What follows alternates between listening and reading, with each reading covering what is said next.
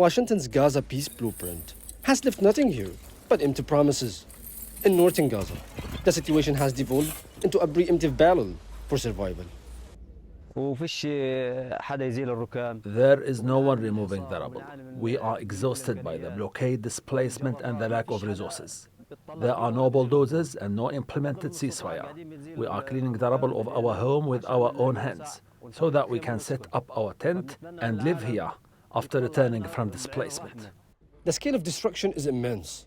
According to the UN, erasing 76% of Gaza's housing units and 90% of its power and water grids. Israeli forces fundamentally altered the terrain entirely.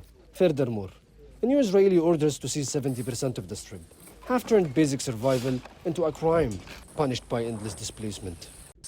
We are rebuilding our home with our own hands. The blockade is something we must overcome ourselves. We must rebuild our town and our land and remain steadfast on it, no matter what is happening or what may happen in the future.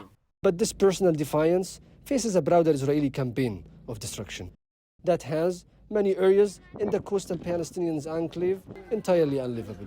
The Israeli occupation forces have systematically violated the Fourth Geneva Convention, which is designed to protect civilians in times of war on a daily basis.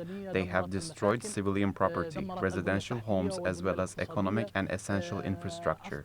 Far-right Israeli ministers Itamar Ben-Gvir and Bezalel Smotrich openly push for the voluntary migration of Gazans. Right groups warn that enforcing maximum humanitarian deprivation is a deliberate strategy of ethnic cleansing. Gaza has become a place without life. Displacement continues daily amid ongoing airstrikes and bombardment targeting homes, residential blocks, and tents. Entire communities are being forced to flee. As political frameworks for post-war Gaza remain stalled, the situation on the ground is defined by an urgent struggle for shelter and basic survival. The US brokered Gaza plan has not cleared one single brick to begin reconstruction. Instead, Israel's plan to control 70% of Gaza targets the very possibility of life for 2.1 million Palestinians. Yet, families like Amjad's clearing the rubble of their own home stands as an act of resistance and one of the final lines of defense against erasure. Abdalwahab Hamad, TRT World, Gaza.